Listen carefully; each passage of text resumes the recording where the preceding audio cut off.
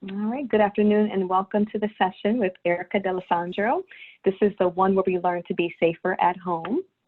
Just a little about Erica. She has been in the business of creating memories through events since 1999. Erica was recently on the operations, then business development team with CSI DMC after successfully producing over 500 events in the Atlanta area with her former company from 2005 to 2016. Organizations such as Kia Motors, IBM, AmeriCorps, Habitat for Humanity, United Way of Mississippi, WellPoint, and the Atlanta Food and Wine Festival have experienced stress-free events because of this checklist queen. In addition to being insanely passionate about our event industry, she is equally as passionate about helping other mamas choose safer and less toxic solutions for their family's health and home care. Her brand, Pretty Healthy Mama, teaches general principles on how to be pretty healthy, realizing balance is best. She's a converted carnivore who now lives a mostly vegetarian lifestyle and is an active label reader. Quote, "It can be overwhelming to deal with the day and weeks to do items, in addition to learning a whole other language that ends in eights, ites, and ohms. I understand that mamas are just doing the best they can, and by making one better choice, that mama can now be pretty healthy and feel good about that." Welcoming Erica. Thanks. Doing, Erica? Thank you. Okay, I'm super excited to share about this this topic. One of the things that has been on my heart. So a little bit about me. So I've, like you said, just produced events for close to 20 years. And when I had our son, we realized that he had a peanut allergy. He had an egg allergy when he was born, and he has since outgrown it, but he has a very severe peanut and tree nut allergy.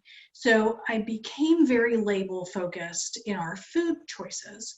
But then I also got very focused about what else are we putting on our bodies? Not necessarily what are we putting in our bodies, but what else are we putting on our bodies?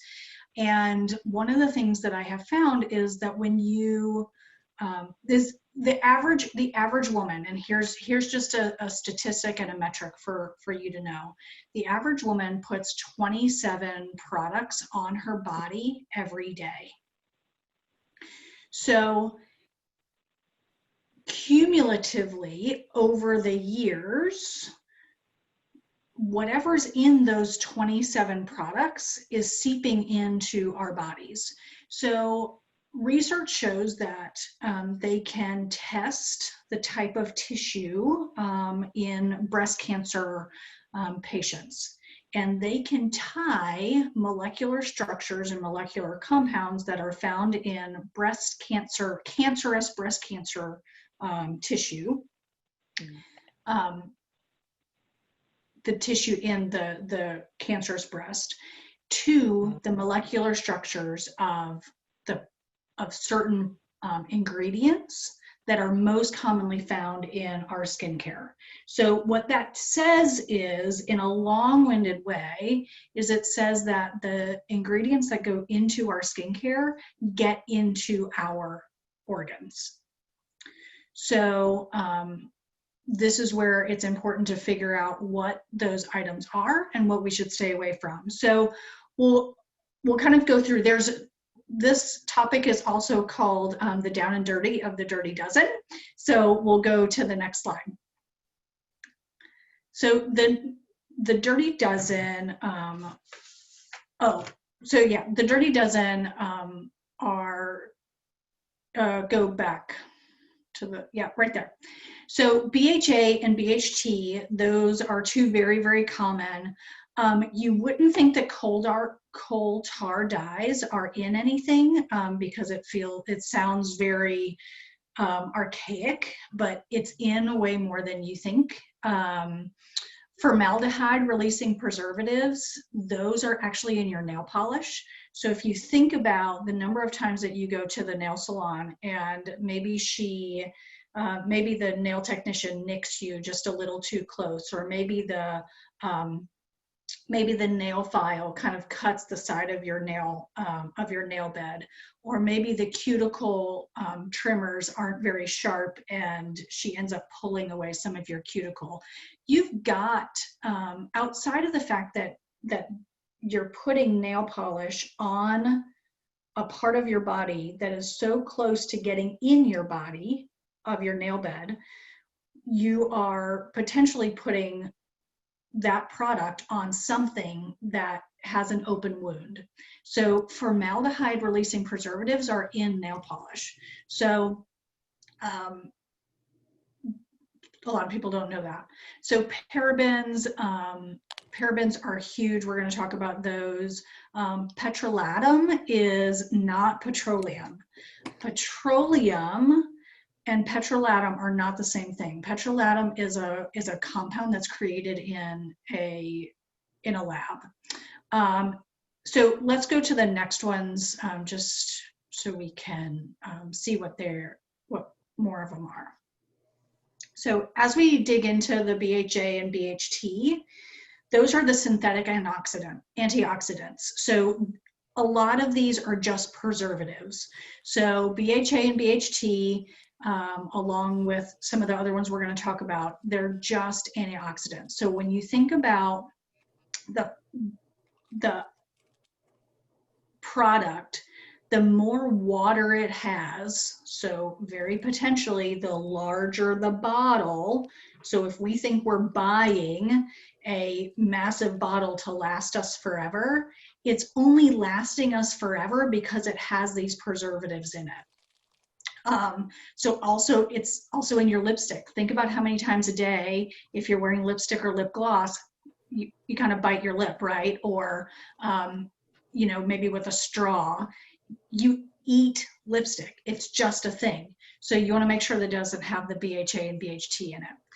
Hydroquinone, this is a skin lightening chemical. Now, this is the new research that I found the other day.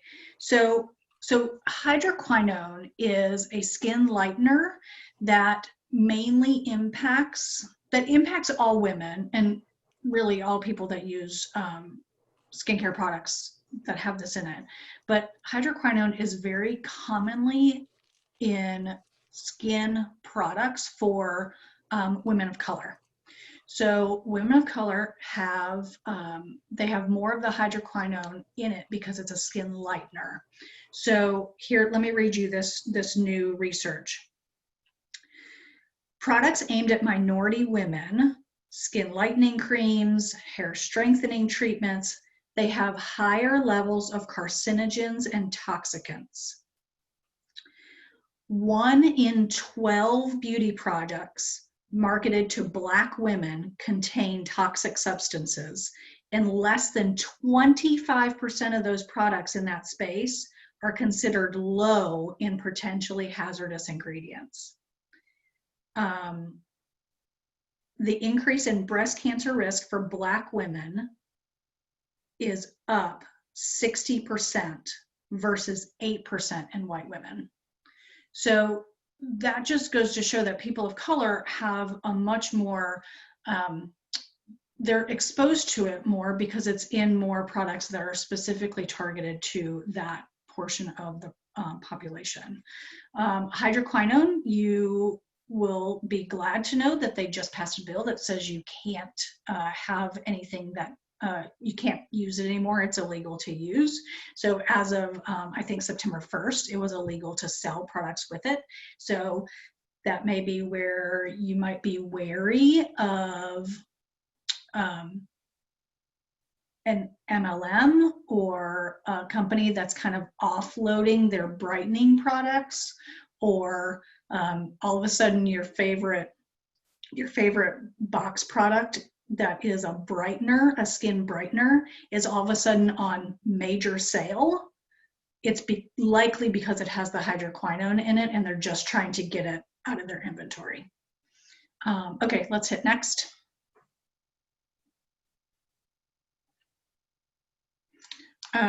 The next one is parabens. Parabens are, again, this is another preservative. It's just used to prevent the growth of bacteria. Again, the more water levels that you have in a product, the more parabens are in it. So shampoo, think about something that you would buy in a bulk size. So shampoo, face cleanser, body wash, and also in foundation. So those are endocrine disruptors or hormone disruptors. So those are actually also found in baby shampoo. So I don't know about you, but I don't want to be putting an endocrine or hormone disruptor on my kid. Just not something I want to do. So then the polyethylene glycol, you'll see the listed as PEG. Or a lot of times people spell it totally out, because if it's spelled out, you're less likely to research it because it seems hard. So polyethylene glycol, that produces the 4-to-1 dioxane, which is a carcinogen. So anytime you see a polyethylene glycol, just avoid it in all cases. It's always in sunscreen. It's in a lot of baby sunscreen. It's just, it makes things feel more emollient on your skin, or softer or creamier. Okay. The next thing is phthalates. So you're going to see those listed as different acronyms. So DPB. So that's a plasticizer. So what that means is it makes it stick to you. So these are in fragrances. These are in nail polish. These are in, it's a lot of times in a scent, because that's what makes it stick. So the plasticizer is what makes it stick. That's the endocrine disruptor. And it also causes birth defects. I'll stay away from that. All right, so retinol palmitate and retinol. Retinol has gotten this like showcase right now for maybe the last 5 or 6 years. You want retinol. Here's the thing: when you put retinol on your skin, it is a brightener on your skin. However, it is not bad for you in itself. Retinol is not a bad product. However, retinol brings certain cells more to the surface, which also make them more susceptible to sun rays, and which then becomes a cancer problem. So it changes the molecular structure of under your skin, which brings more of the cells, makes them more susceptible to sun damage, which then turns into skin cancer. So if you have a retinol product, use the retinol product at night. There is another type of retinol, that's the Bakuli oil, that you can use during the day. It acts as a retinol, but it is a natural retinol that doesn't cause the skin cancer issue. And then as we move into scents, everywhere you see the word fragrance, unless it's coming from sustainably sourced vanilla, unless it's coming from sustainably sourced citrus, or some sort of traceable essential oil. If it is just called fragrance or proprietary scent, ask more questions. I won't say run, I'll say ask a lot more questions, because scents are where they hide the ingredients they can't disclose. So scents are where, and like we said before we popped on, so California just launched or just passed the safer scents or fragrance bill. And what that means is that more companies are going to have to be forthcoming with what exactly is in their scent. So just be careful, because I mean, if you've ever watched a documentary about how they make scents or how they make flavors chemically, all those are just chemicals. So I don't want those on my, on my body. And then the SLS and SLES, those are really allergy laden. So that also goes back to that 1,4-dioxane, which is the carcinogen. And it also produces other chemicals by its reaction with them. So just anytime you see the SLS or SLES in there. So I just brought out 3 things, 3 products. So this is kind of that full-size bottle that you're gonna see a lot of the parabens and the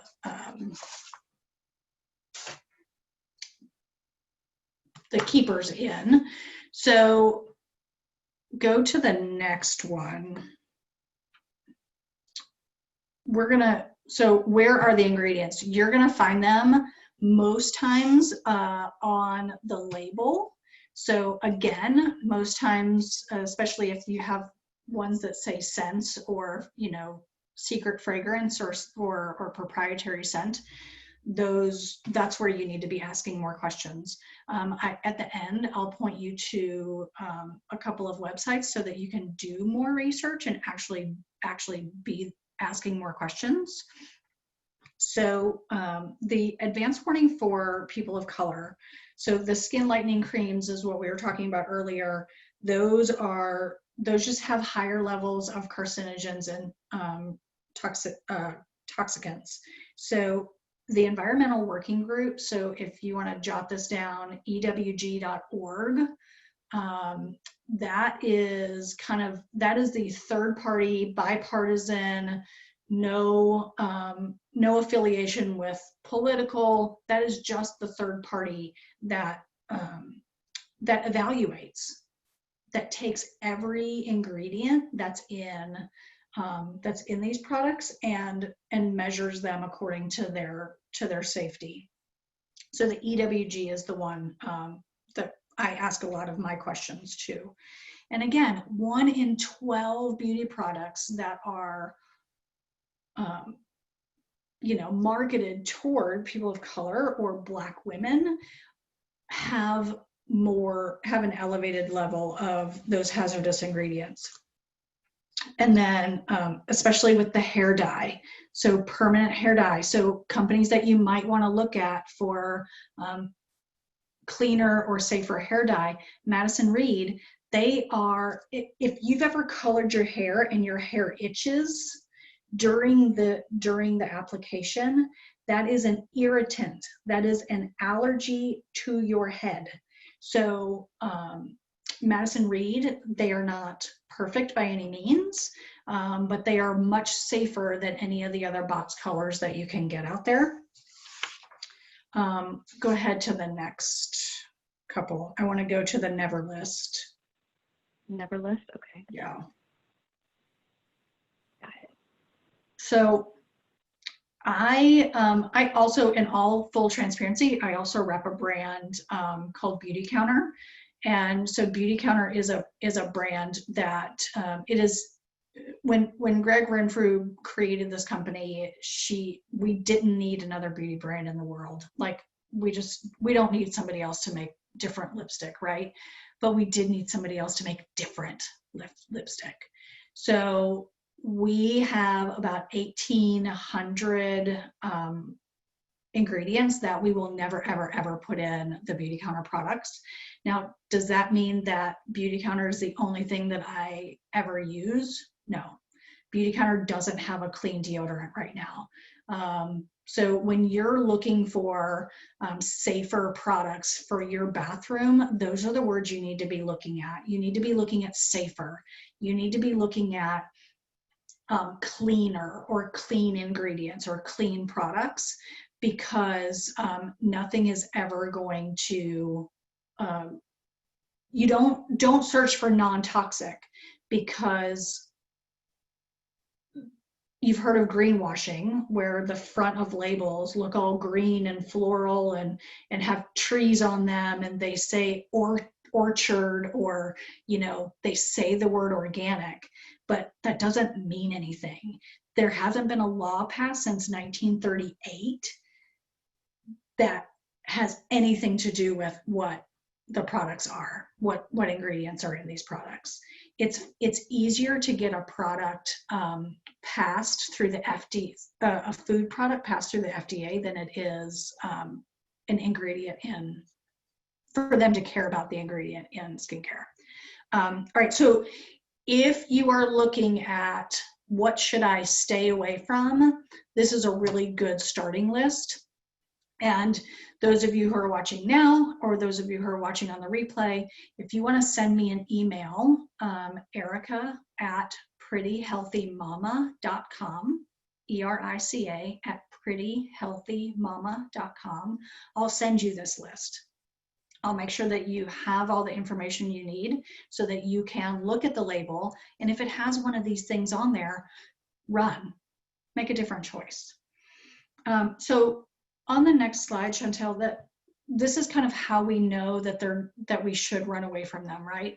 So EWG.org is a really good place to start. So again, environmentalworkinggroup.org, they have a whole side that's for pesticides. They research pesticides, they research food, they research everything you can put on or in your body. So I just did a quick search, a quick poll on hand soap. So just like the pumpable hand soap you put on the side of your sink in your bathroom or your kitchen. So you're gonna see them listed here, like ranging 1 to 5. So green means go, 1. So you'll see the 4s, even though it's whole foods, do you think anything whole foods is going to be safe, right? So the difference between these two is the everyday value foaming hand soap, the fragrance-free one, gets a full pass. It's a number 1. It's great. Use it every day. You're going to be fine. But then still the same Whole Foods product has got the cardamom and the pumpkin scent to it. So it's the scent piece. So maybe they couldn't trace back the origin of the scent. So that's where it becomes questionable. So I hope this was helpful. I feel like we're pretty on time. If you have any questions, feel free to use any of these resources. So EWG.org, that's for everything. EWG /skin deep. Beautycounter.com, everything on beautycounter.com is safe and healthy. And then the Pretty Healthy Mama, which is my site, and I research and showcase everything from, personal body products to lipstick to the stuff you spray on the kitchen table to clean up after your 3-year-old, spills his oatmeal everywhere. There is a new movie that came out, I think it was in February, called Toxic Beauty. It's available on Amazon and iTunes. I highly recommend checking it out. They do a deep dive as well. So I hope that was helpful. What questions do you have?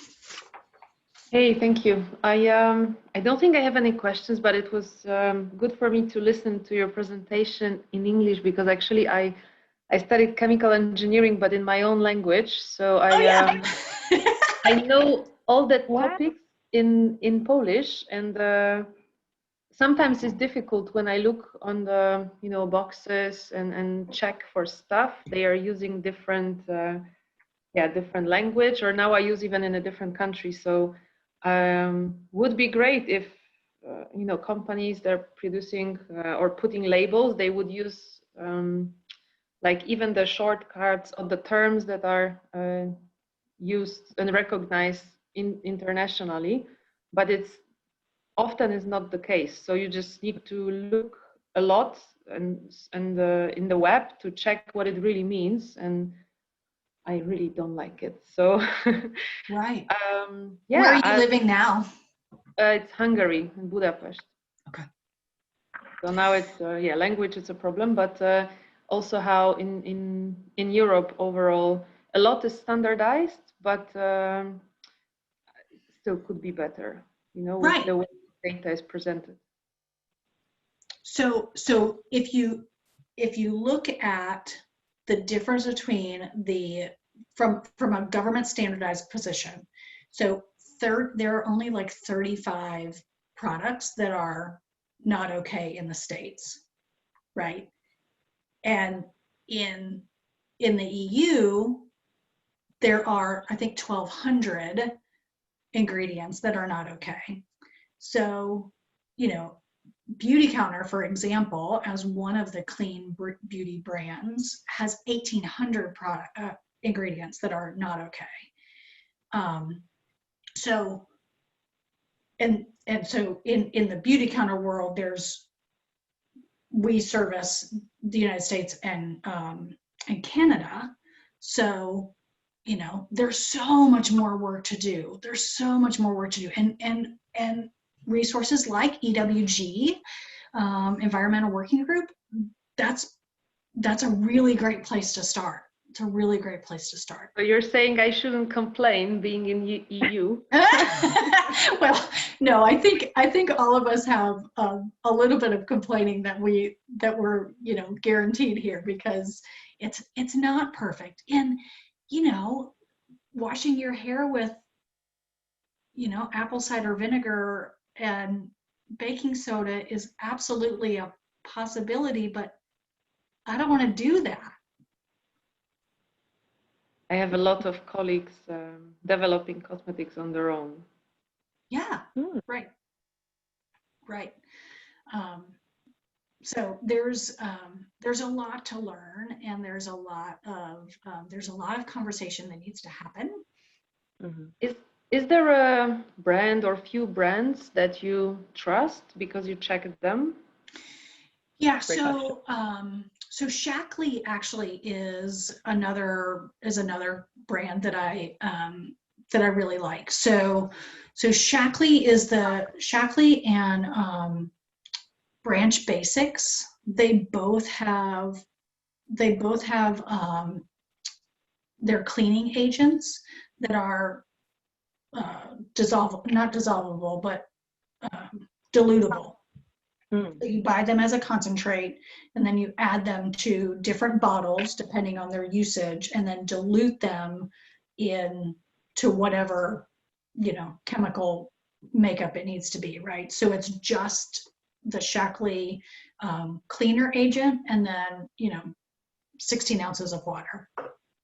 So I really like that, because even if my kid would have gotten under my cabinet and drank the concentrate, he wouldn't have died.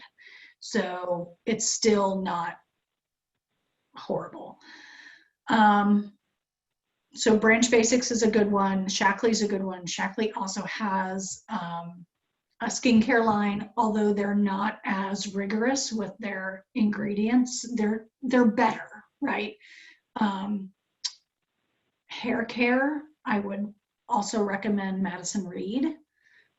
And you can get that through mail order. And international brands. Do you guys can you get native products? Yeah. So Native Brand has a ton of stuff that I'm super excited about. So they have they have a clean deodorant, they have a clean toothpaste, they have several other great products that that pass a lot of the tests. Oh, cool. Thank you. Yeah. I really like that as a refresher, and always good to think about. Even myself, I always check, but I think you gave me few new things that I need to look at because my knowledge was a little bit old. Sure. Well, like the hydroquinone, and that's what we were talking about before anybody joined in, was hydroquinone. That law got passed 2 weeks ago. So like that's brand new information, right? And just kind of keeping up with all of it. And that's why I was reading off of this piece of paper earlier, because that was new findings. So just kind of keeping up to date with all of the bills that are getting passed and how that's going to transition into what products we can or can't use. Right.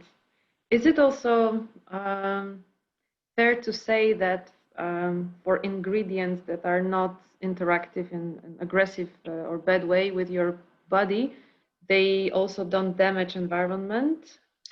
That's so huge. Yeah. No, that's so huge. So I'll use a beauty counter example, and there are many companies that are doing this. So I don't have a box next to me. We have eliminated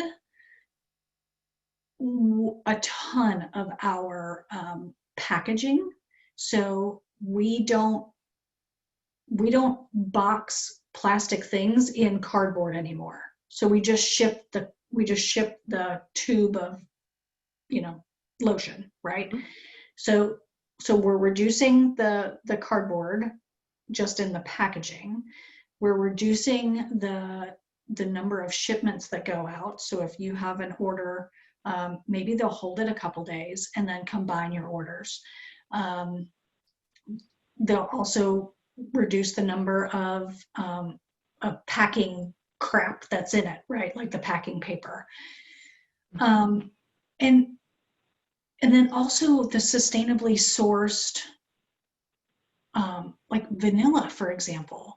So Beauty Counter just went through and they just relaunched a new lip gloss, and they wanted it to be vanilla flavored. But my lifestyle in Annapolis, Maryland, in the States, has no idea how vanilla is sourced or harvested. It's like the blood diamond world. It's crazy.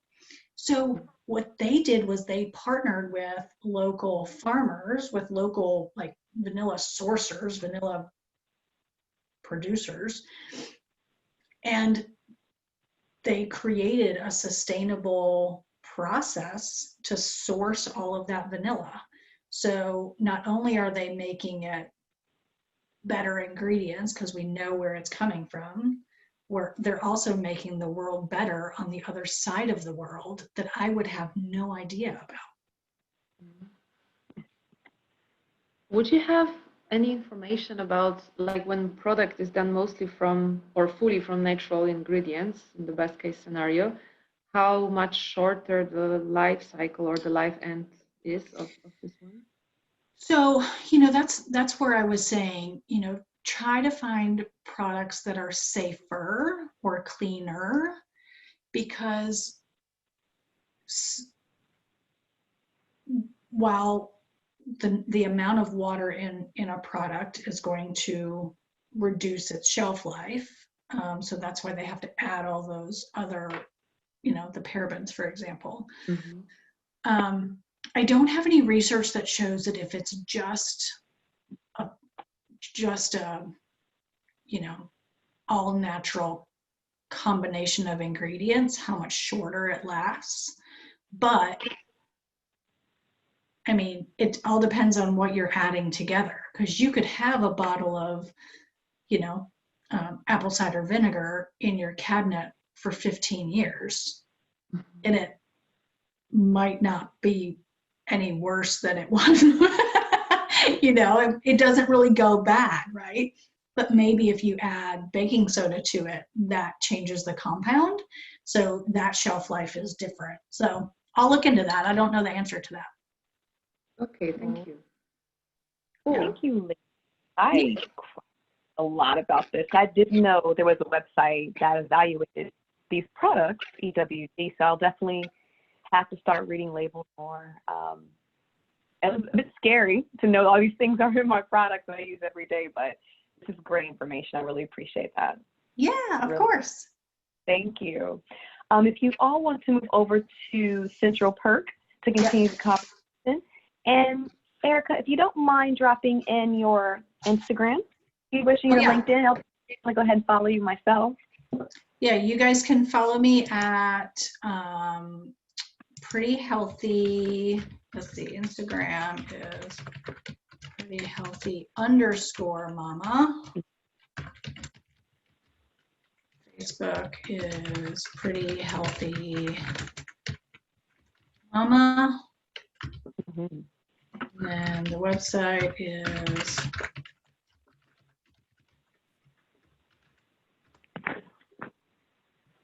amazing. Oh, and then you can feel free to email me. Email me directly.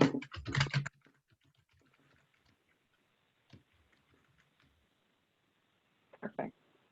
And I'll say it again, if you want the Never list and you want kind of the resource page, let me know. Just send me an email and I'll send it back to you. Perfect. Thank you. Great. I want to thank you both for your time today. Yeah. Erica, thank you. Thank you, Martha. Bye. And I believe keynote speech going on as well in the main room, so go ahead and check that out if you like to. But nice to meet you both. Have a Good great to one. see you. All right, I'm going to head over to Central Park. Bye-bye. All right. See you there. Bye.